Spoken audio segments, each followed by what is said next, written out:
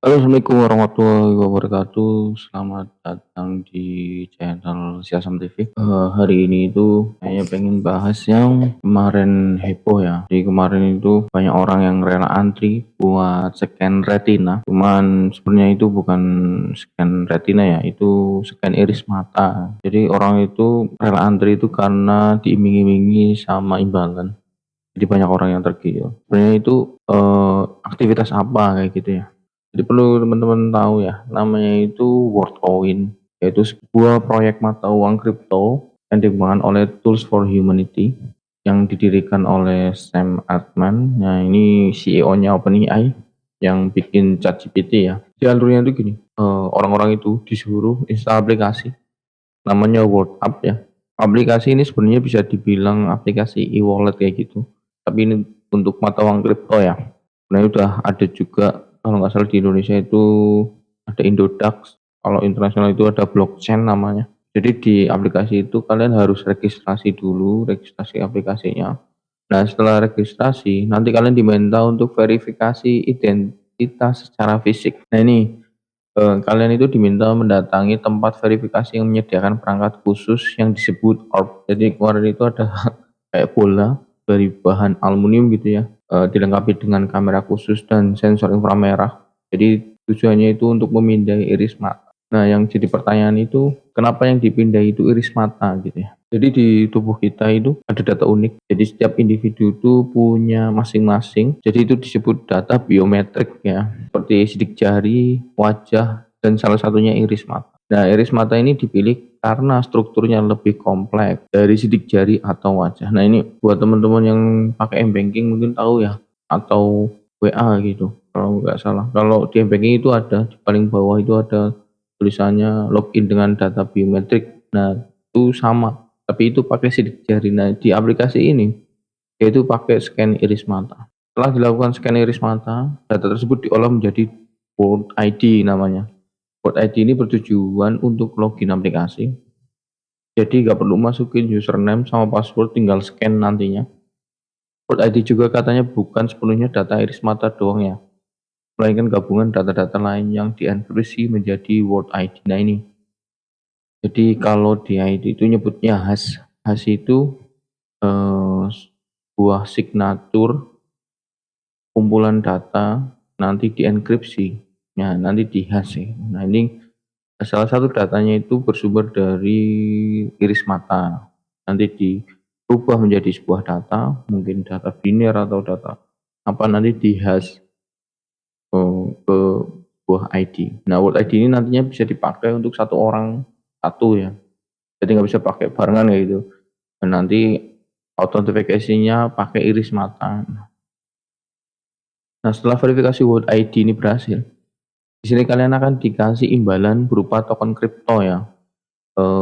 Karena ini namanya WorldCoin, jadi token kriptonya itu namanya WLD yang bisa disimpan di WorldUp di aplikasi itu.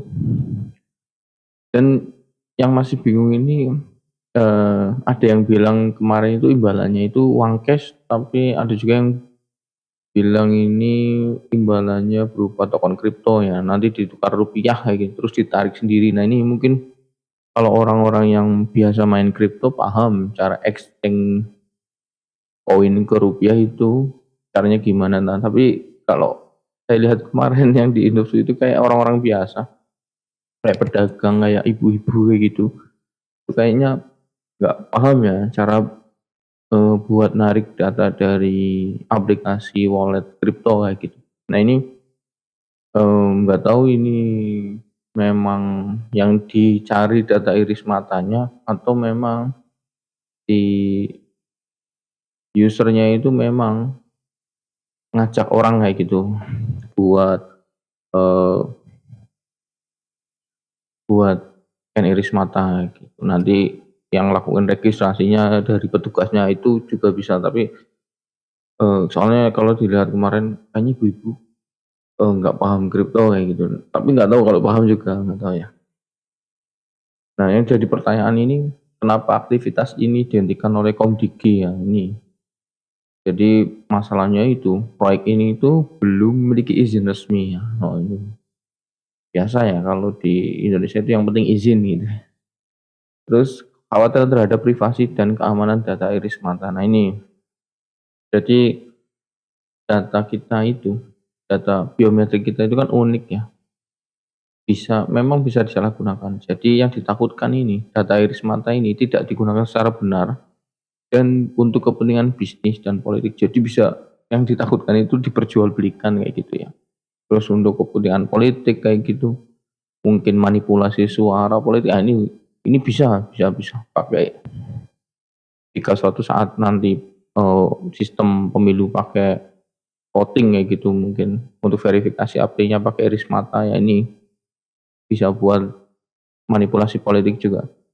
Terus jika jatuh ke tangan yang salah, nah ini data iris mata itu kalau sudah bocor dan jatuh di tangan orang yang tidak bertanggung jawab, ini bahayanya bisa buat manipulasi dokumennya, terus buat menyamar dan akses ke amanannya kita gitu, misalkan HP dan lain-lain. Nah ini yang cuman mungkin di Indonesia untuk penggunaan aplikasi yang data biometrik itu belum banyak ya, untungnya. Jadi masih diuntungkan dengan itu. Kalau di luar itu kan mungkin di sistem bandara, nah itu pakai scan iris mata, terus di berangkas kayak gitu buat bukanya pakai scan iris mata. Nah ini kalau bisa bocor itu bisa dipakai orang lainnya datanya itu. Terus jadi data biometrik itu kalau bocor kan susah ya, nggak bisa dirubah. Misal sidik jari kita bocor kan nggak mungkin kita potong jari terus ganti jempol kayak gitu, ya kan mungkin.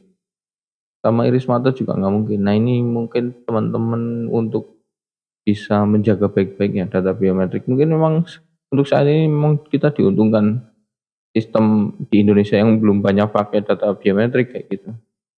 Cuman ya tetap jaga-jaga aja karena data biometrik itu nggak ada harganya, maksudnya nggak bisa dijual beli kayak gitu ya, hanya kita yang punya kayak gitu.